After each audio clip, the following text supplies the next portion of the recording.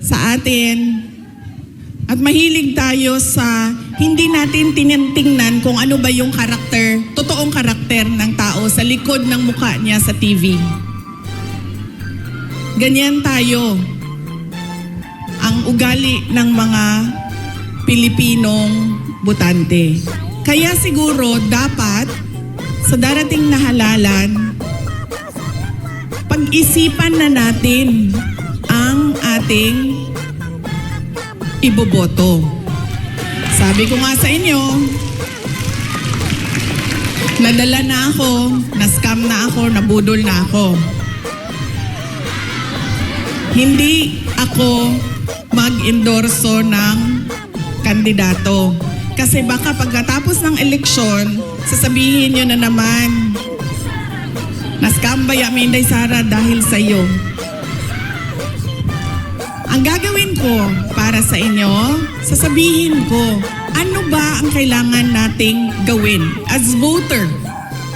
Ano? Una, huwag natin ibenta ang boto natin. Diba? Ngayon, legitimate na ang vote buying. Nakatago siya sa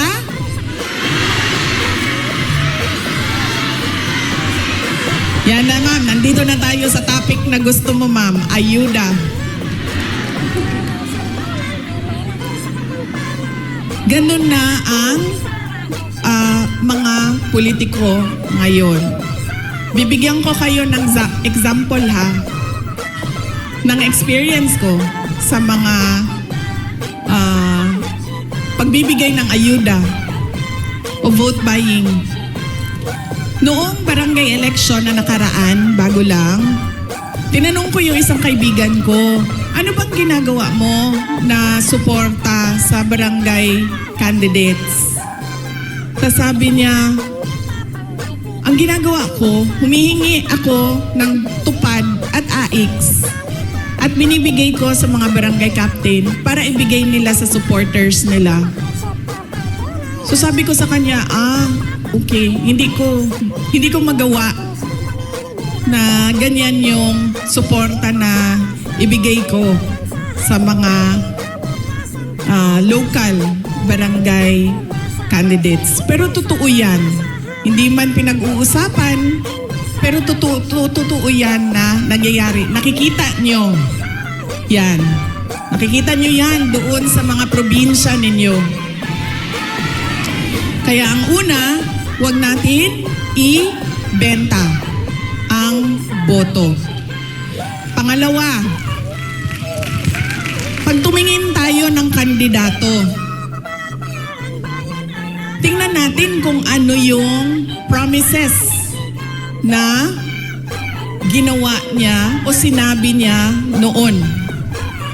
Tapos, tingnan natin, binigay ba niya yung kanyang promise? Saan? Kung sa Tagalog ng promise? Pangako sa'yo? Binigay ba niya ang pangako niya sa'yo? O iniwanan ka lang niya sa ere? At sumama sa iba?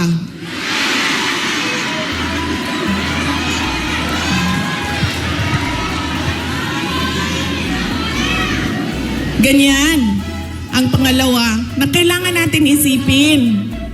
Itong kandidato na ito, paulit-ulit ko na to binoto ha. Ano ba sinabi nito noon? Ano bang nagawa niya? Ano bang rason niya? Bakit hindi niya nagawa? At ano yung mga totoong nakikita ko na nagawa na? Yan yung pangalawa. Pangatlo, ito talaga. Wala sa buong mundo ang makakakontra sa akin kahit isa nito. Dahil ako ay produkto din ng political dynasty. Galing ako sa pamilya ng mga politiko. Ang lolo ko, governor ng undivided Davao. Cabinet member ni Marcos Sr. Ang tatay ko, vice mayor, mayor, president. mga kapatid ko, mga politiko din, hindi dahil Duterte ang apelido ay iboboto na ninyo. Kailangan pag-isipan din natin. Duterte ito, pero ano ang maitutulong niya sa bayan? Ano ang magagawa niya para sa bayan? Kaya hindi pwede na pabalik-balik lang na apelido ang binoboto natin. Kailangan yung anak, yung apo, yung asawa, kapag tumayo sa harap ninyo, ay meron siyang sinasabi. Hindi yung tatayo siya at dahil Duterte siya, kakanta na lang siya para sa inyong lahat. Pangako sa'yo. Diba? Hindi pwede.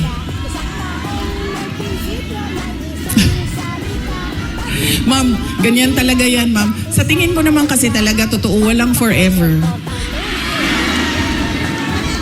Kaya darating talaga ang punto na iwanan ka talaga. Si Ma'am Gemma, ay shh daw. Shh.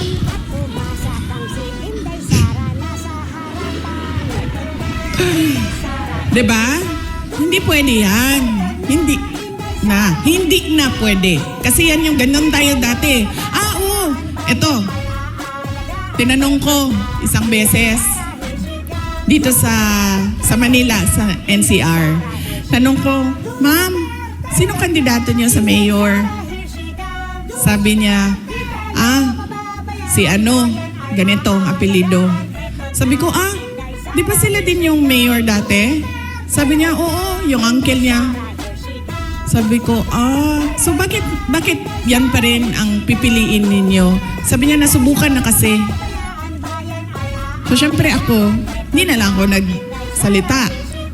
Pero nakita ninyo ang ating behavior sa pagpili ng kandidato. Dahil anak, apo, asawa, nasubukan na kasi, parehong apelido, go, bibigay ko na yung napaka-special na right ko na bumoto. So mahalaga, hindi dahil anak, hindi dahil Duterte ang apelido, ay iboboto nyo na. Pag-isipan ninyo, ano ba ang dala niya sa lamesa? Ano ba ang dala niya para sa bayan? 3, huwag ibenta ang boto. Ano ang mga pangako na napako? At pangatlo ay, hindi dahil galing yan sa sikat na pamilya ay iboboto na ninyo kaagad. So tingnan natin ang mga karakter, accomplishment, abilidad, kapasidad ng mga kandidato nating senador. Kapag inutusan yan bumili ng suka, automatic na yan, may abilidad na yan. Diba? Saan nanggaling ang abilidad niya? Siyempre, kung saan yung bilihan ng suka, doon yan sa shortcut na daan. Hindi yan sa sa malayo na daan para mabilis dumating ang suka. Pangalawa, inutusan bumili ng suka. And napadaan sa barkada. So, ang sinabi ay, ayun na ng mangga-mamba, kajut lang, ma'am.